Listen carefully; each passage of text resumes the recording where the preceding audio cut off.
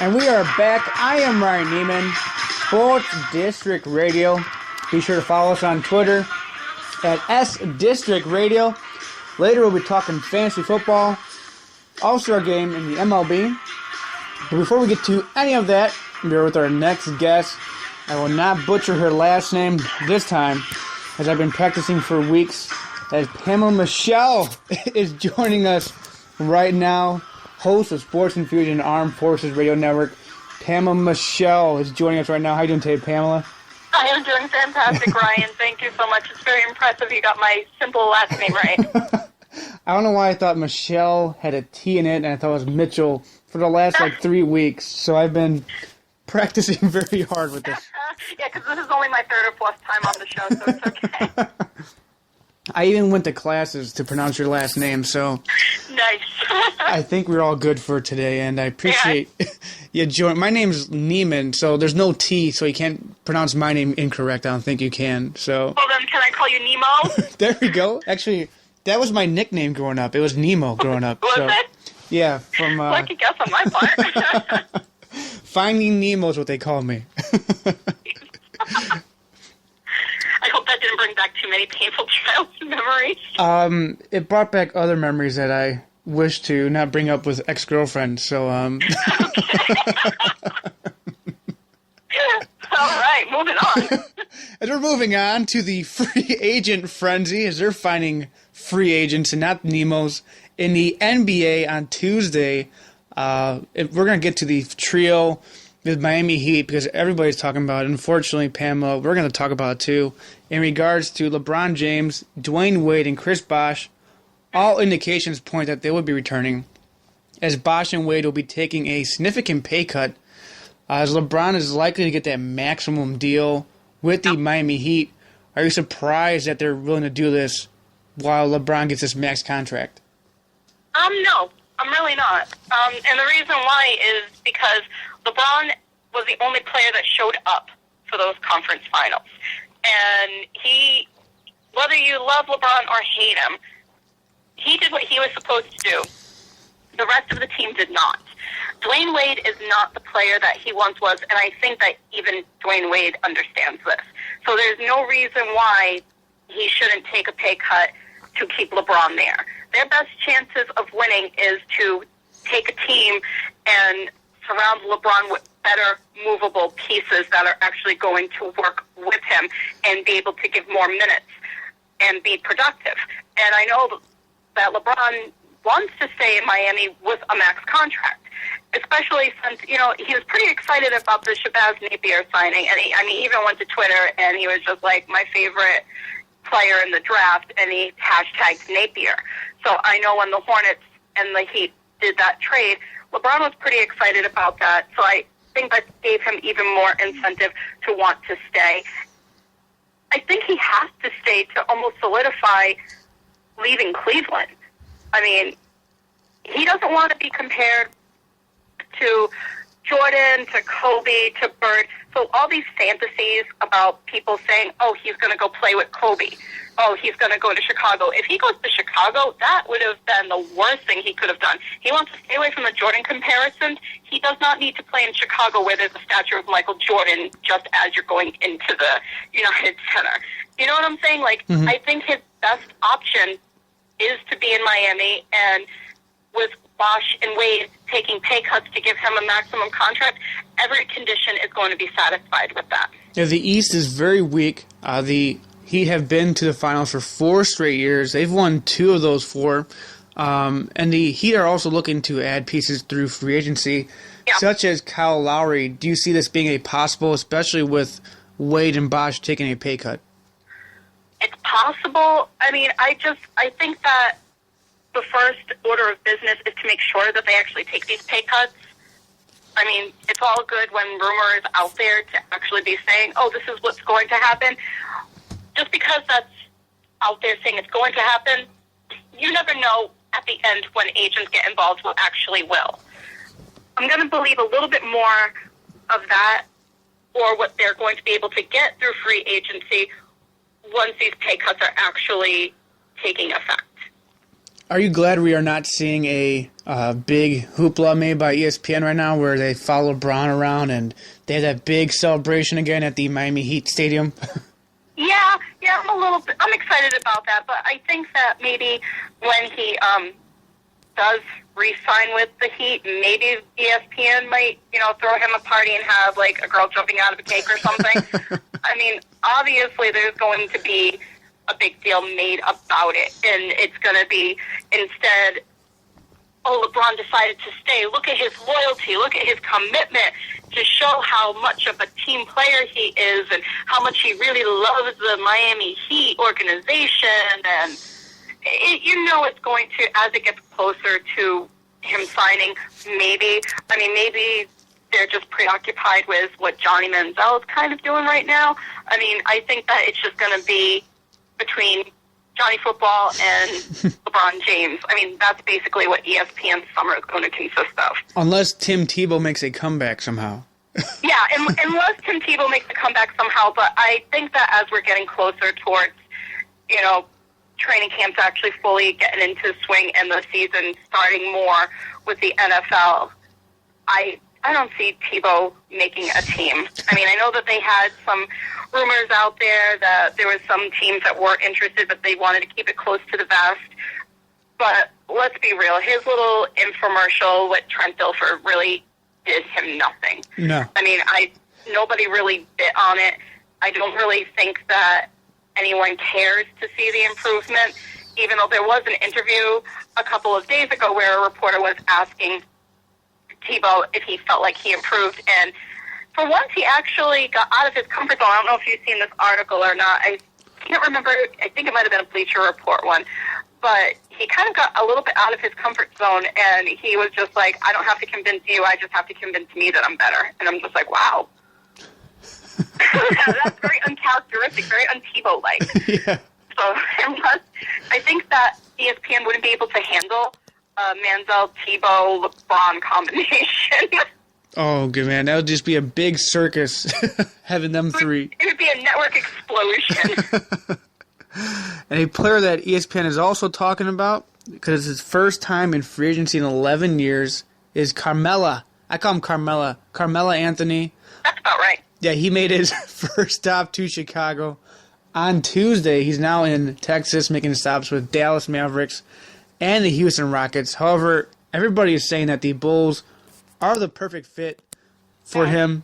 He would be taking a significant pay cut, too, if he does come to Chicago. The Knicks offered him $32 million. That's a max contract. And the Bulls going to give him roughly around $15, $20 million if they tinker with their salary cap. But do you think that he would really play for the Bulls when he's taking so much more money less than he would with the Knicks? Yeah. I think what it would come down to is how his need and desire is to actually win an NBA championship. And if he stays in New York, he is so far away from winning a championship there. There's a lot that the Knicks need to do in order to get themselves into a position, even though the Eastern Conference is weak, in order for the Knicks to contend a little bit better, then, you have to compete with the Heat, especially if LeBron is re-signing with the Heat, and the Heat is obviously going to be considered the front runner. You've got to do something to compete with them. The Knicks have a ways to go with that, and I understand that Phil Jackson is going to be calling the shots and everything, and that's all fine and good, but that doesn't put them in a position this year or even next year to really be in the thick of things. And Melo is really kind of tapering on ending his career soon. I mean, he's obviously 11 years. 11 years. Obviously, he doesn't have the same steps that he did when he first came into the NBA. I understand that. But I think that if he really wants to win a championship or be a contender on a team, he would have to go to Chicago. I mean, the problem with Melo is this. I'm not a big fan of his game. And what he needs to be on is a team where defense is played where he doesn't have to play it. You put the ball in Melo's hands, and he's a scorer. That's what he does. You pair him with Joakim Noah, Derrick Rose. When Derrick Rose is healthy, and if he's able to go, Taj Gibson, I mean, automatically, right away, they're contending. When you put that core together, and it's going to put them in a different status, and to the point where people are actually going to be a little bit more scared of the Chicago Bulls, and it's really going to like energize the base fan of the Bulls as well. I mean, they've kind of been a little bit mellow, shall we say, because of Derrick Rose. But I think that that's his, even though it's less money, it's really his best chance. So it comes down to, do you want a ring or do you want the money? And he's not going to win either way. Either way, there's going to be obviously, oh, well, of course he went there because it's the easy fix. And then if he stays in Chicago, if he stays in New York, it's going to be like, oh, well, of course he's going to stay there. He's just going to, basically run out his career, and he took the money. So obviously he's about the chingle. And, I mean, most players are, but he's already kind of gotten enough where I would want him to play for the ring. I mean, that's what these players play for. They go in to make the money, don't get me wrong. But the ultimate goal in the end is a championship. That's what the athletes want. I mean, that's what their careers are defined by. You take Jim Kelly, you take Dan Marino, fantastic quarterbacks, probably the best quarterbacks that, have of our generation, and what is the knock on them? Oh, well, Jim Kelly made 4 Super Bowls, never won a ring. Oh, Dan Marino made 2 Super Bowls, never won a ring. I mean, that's the first thing people say. Fantastic quarterback, probably one of the best quarterbacks I've ever seen, never won a ring.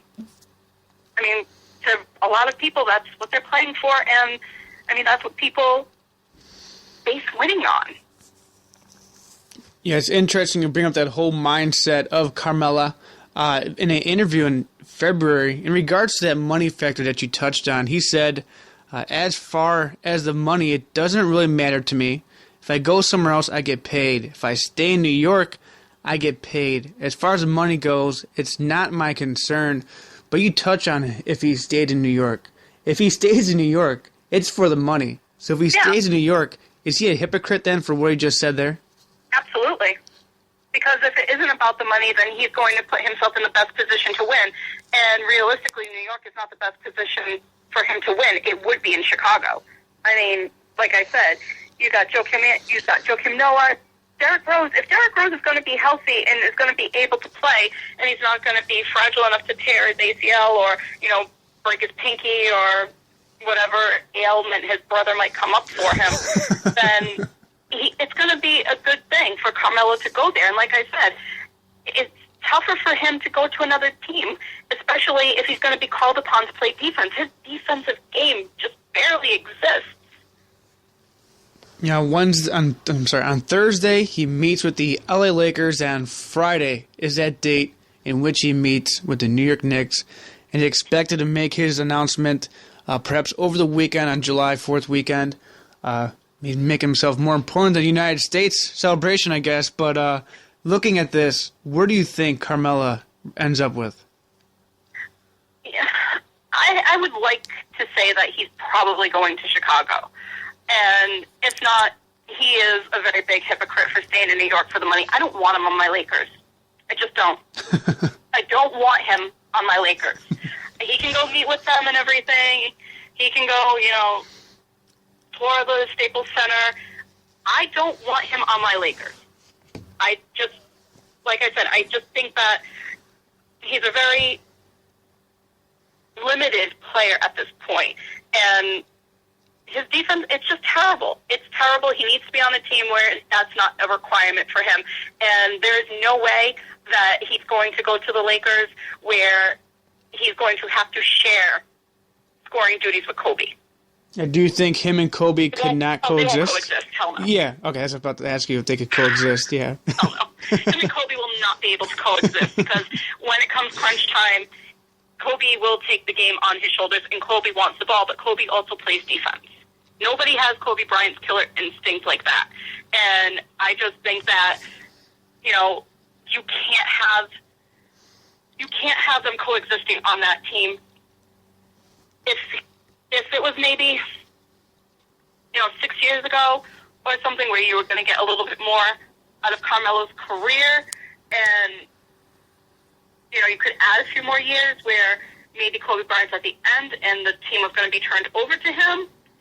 It's a little bit of a different story, but I don't see the two of them coexisting in Los Angeles. This will be very interesting to see where Carmella does end up. And before we let you go, Pamela Michelle, not Pamela Mitchell, you have this great charity. I'm very proud that you can say my name right now, right? I'm just going to say it all day. I'm just going to say it to random strangers in the streets now.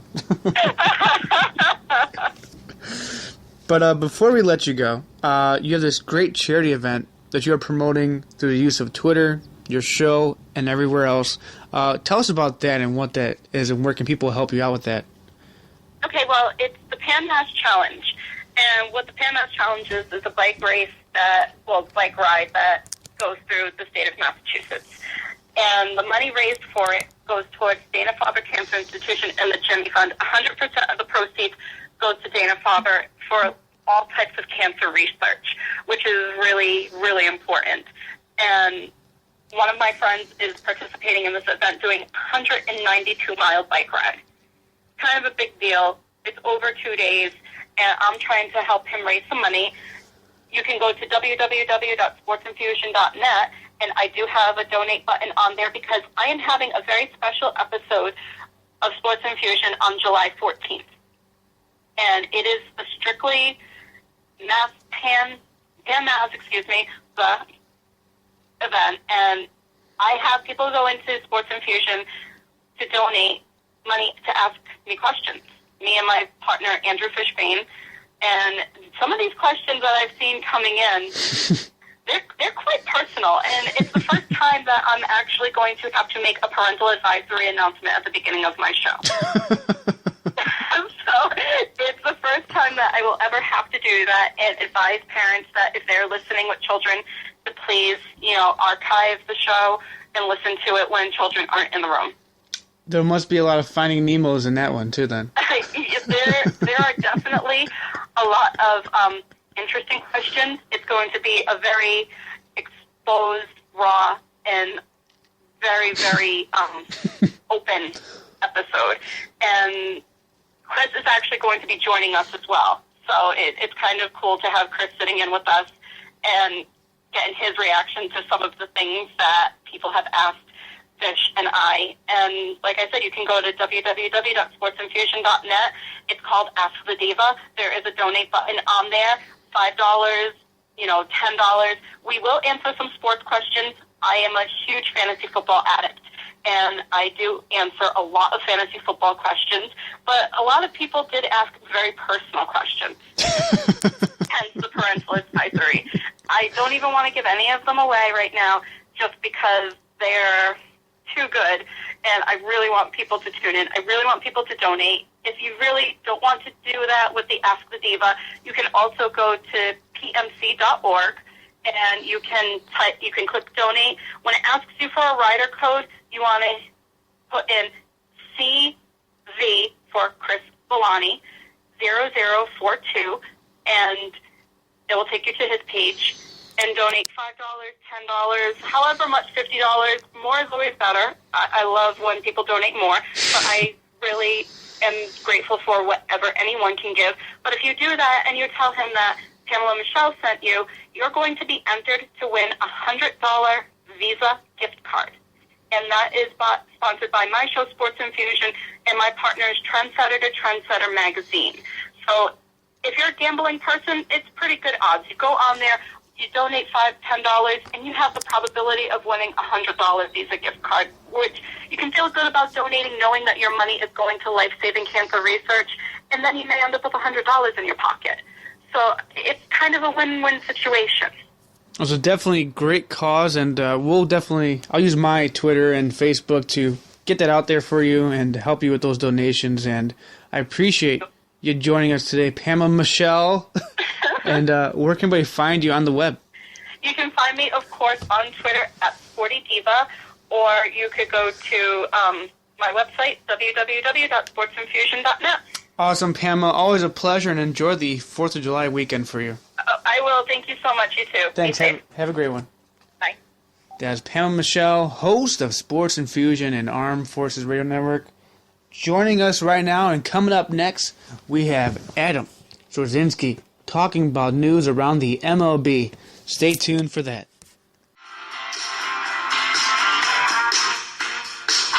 And we are back here, SDA Sports District Radio. I am Ryan Neiman. Thanks again for listening today. We had some great guests earlier today, and we'll be talking about fantasy football a little bit later, but we are talking some baseball news right now, including the All-Star game, Bryce Harper, Derek Jeter, and much more. Joining us right now talking about that is a host from the Doc and Jock Show podcast, Adam Strozynski is joining us right now. How you doing today, Adam? Not too bad. How you been, Ryan? I'm doing excellent. Do you have your fireworks ready for the 4th of July? I'm so ready for 4th of July. I just want to see the night sky light up with bright colors. Do you ever buy your own fireworks, or you just watch them from your neighbor's house? Normally, I end up just going over to my dad's house. My dad's kind of a pyromaniac, and he loves the fireworks. The funniest, last year we had a big display in my backyard, but we accidentally forgot to turn one towards the sky, and it laid on the ground sideways towards our house, and it fired towards us, and luckily we all ducked out of the way. That's good. That's good. My dad was telling me stories when he was younger. They used to have Roman candle fights where they would chase each other around with Roman candles and shoot them at each other. Oh, God. A little bit too crazy for me. See, that's when I feel I'm old, or that's dangerous. I'm not even 30 yet, but it feels dangerous, and I wouldn't even want to do that right now. Exactly. But we're talking about some MLB with you today. Actually, we're going to start with your Detroit Tigers. And Rick Porcello has been lights out. Last 2 outings, he's thrown complete games. How big of a lift has he been for the Detroit Tigers? He's arguably our number 2 pitcher right now. I would probably go Sanchez number 1, and then Rick Porcello number 2, and that's putting him above Justin Verlander and Max Scherzer. So, I mean, let that tell you kind of where he is in this class of pitching group right now. So it really seems like going into this year, he was a giant question mark. Is he going to be able to put it together? Is he going to have good stuff? Is he going to continue to have innings where he just self-destructs on the mound? And he seems like he's been able to put it together this year. It's very awe-inspiring and kind of making you scratch your head, like, where has this guy been? What's going on? How did he put it all together all of a sudden? Because he looks really good out there. He knows what he's doing. He's commanding his pitching, and he's putting the ball where he wants to put the ball. So he's looked very good, and it's been quite a surprise, and it's been a huge lift for this team. Yeah, player who just came off of the disabled list for the Washington Nationals, who have won their first 2 games since he's been back, and they've outscored their opponents 14-4. Outfielder Bryce Harper returned from the disabled list this week. However, he had some interesting words in regards to his manager, Matt Williams' batting lineup, as he was surprised and confused about the layout of the starting lineup as he questioned why it was constructed a certain way. He even told reporters the ways that he would tinker the lineups and gave suggestions, dropped names of where he should be playing, where Ryan Zimmerman should be playing, and the ways that he would improve the Nationals' offense. Were you surprised by Harper's words coming back off the disabled list so quickly of just somewhat bashing his own manager? Let's start here. Bryce Harper's a very good player, possibly a great player. But Bryce Harper just needs to shut up. Just be quiet. You've missed the last 57 games because you were on the DL. Just be quiet. It's your first game back. Let the manager manage. This team won 32 out of the 57 games that you were gone. You're a half a game out of first in the NL East. Let the manager manage. You stick to playing baseball. I just think he needs to be quiet, and he basically needs to mind his P's and Q's. It's your first game back. Why do you have to be a lightning rod every time you walk into that locker room and open your mouth? Just be quiet. Go play the game. I don't feel that he needs to talk or open his mouth and insert his foot every time, and he does it on the regular. And the guy's a really good player. Like I said, he could possibly be one of the best in history when it's all said and done. He just needs to be quiet. There's no reason for him to open his mouth and say these things. Is he still really not... He's only 21 years old, but he feels that he's the leader of this team. Does he not really have that maturity factor just yet for being in the major leagues? I think with the comments that comes out of his mouth on a regular basis, it proves that he's not mature enough yet. just goes to show you where his head's kind of at. I really do feel like it's a very me-first-centric way of thinking when it comes to Bryce Harper. Is what is Bryce Harper going to do today? How is Bryce Harper going to inflate his stats?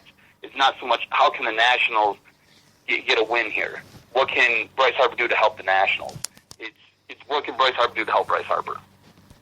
Yeah, looking at players calling out managers for certain things, for a lineup like this to call up a manager, should a player ever have the right to do so?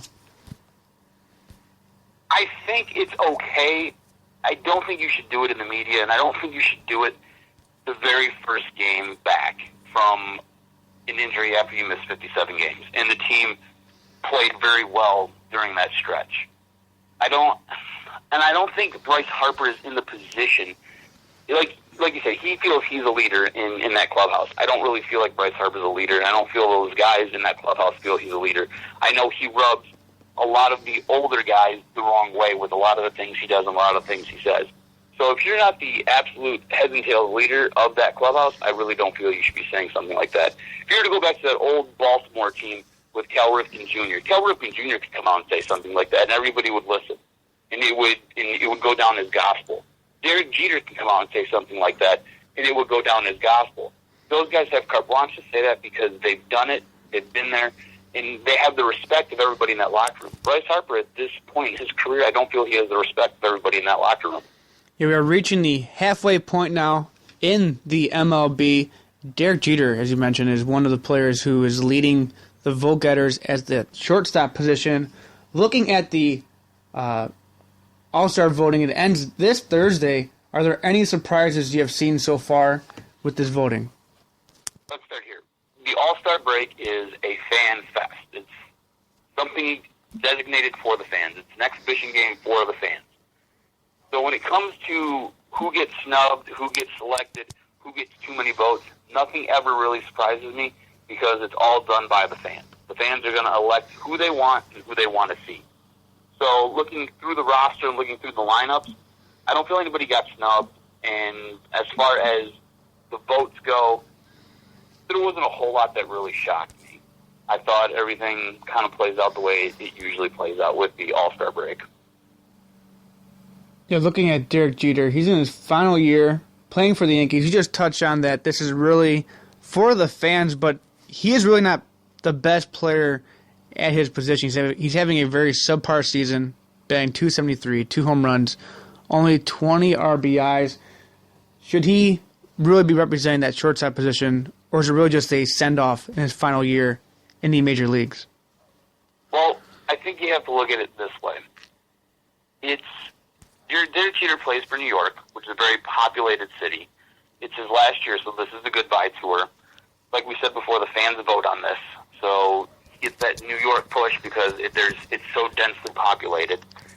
And this is basically this is the fans giving their homage to him for the service that he's done. This is almost like when Cal Ripken Jr. went out. They basically sat there, they put Cal Ripken in. He probably shouldn't have been playing. And they sat there and they even moved around the infield so Cal Ripken could go to his spot. So this is just kind of a way to honor Derek Jeter and just to kind of send him out. So I don't really have a problem with it. It's just a way to, I guess, honor the player for all of his good work and all of the service that he's done for the game.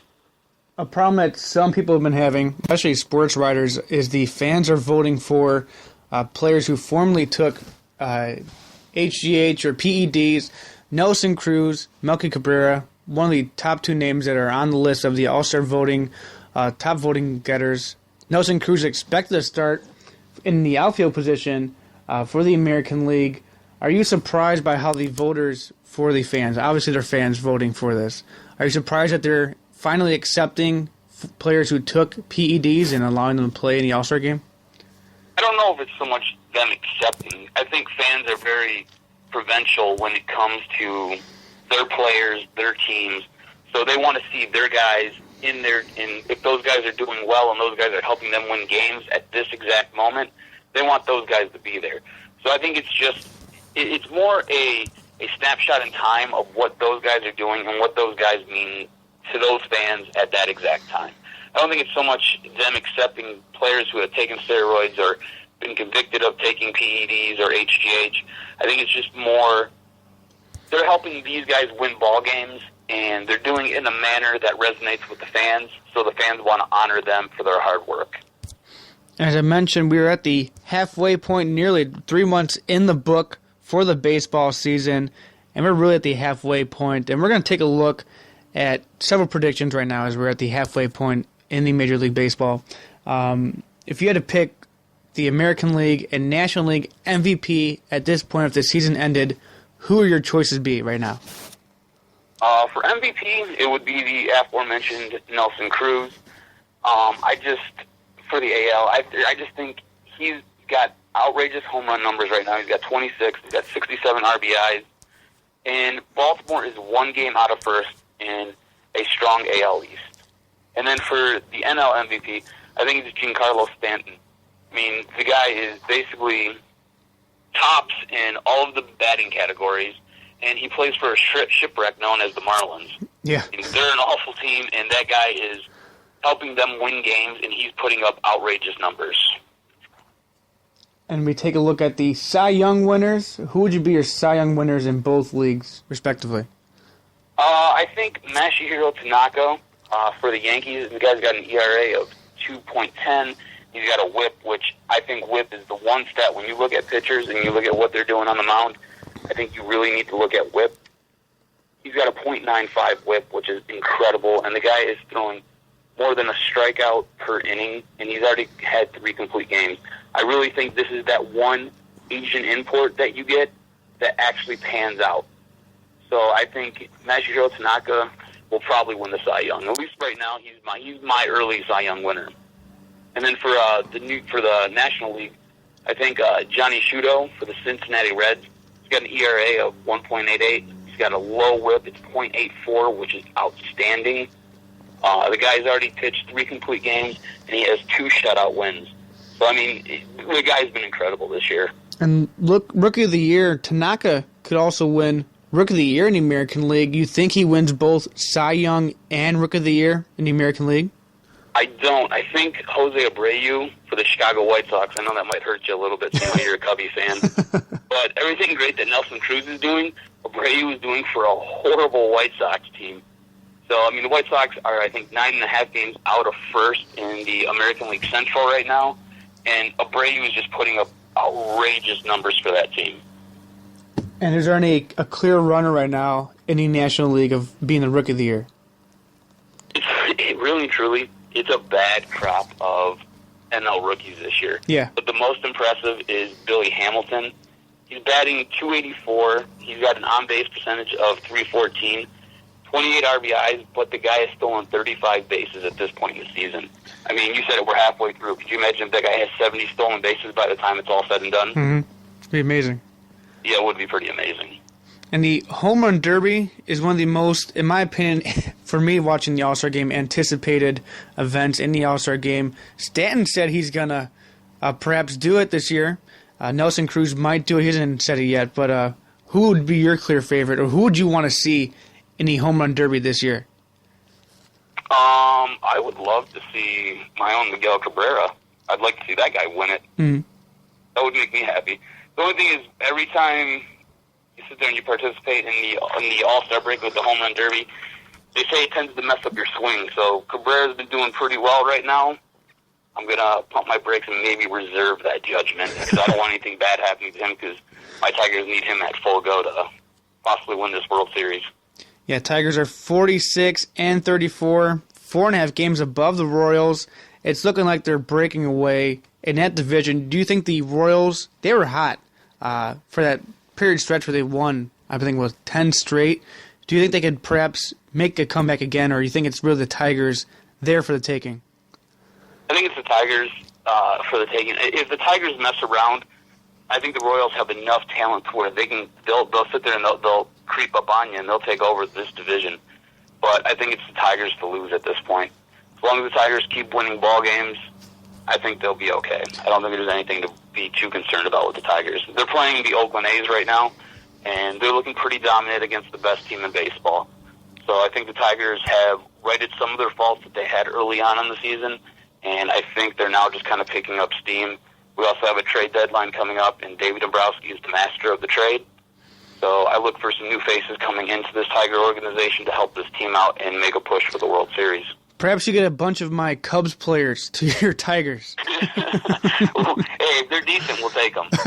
I don't think you want anybody really. What's your bullpen looking like? Because ours is usually a dumpster fire. So if you got any guys in your bullpen that you want to send on over, we'll take them. Yeah, we got some people in our bullpen. The Cubs are notorious for just dismantling their bullpen, so you might see several of them come your way. Well, I won't turn them down. I'll take them, gladly. Well, Adam, always a pleasure having you on, talking about the baseball and much more. Where can anybody find you on the web? You can check us out on Twitter, at Detroit Podcast, or you can follow me personally at AdamRStroz_DSPC. You can check out our website and all of our content at www.detroitsportspodcast.com. You can follow us on Facebook as well, at Detroit Podcast. Awesome, Adam. Always a pleasure having you on, and enjoy those fireworks show this weekend. Most definitely. You do the same. All right, thanks, Adam. Have a great one. Take it easy, Ryan. That was Adam Strozynski, the Doc from the Doc and Jack Show podcast, joining us right now talking about the MLB All-Star Game is coming up. Who he thinks is a snub, or who he thinks that should be there, not be there, and talking about the Home Run Derby contest and much more. Coming up next, we'll be talking about fantasy football with Dave Cherney. Stay tuned for that.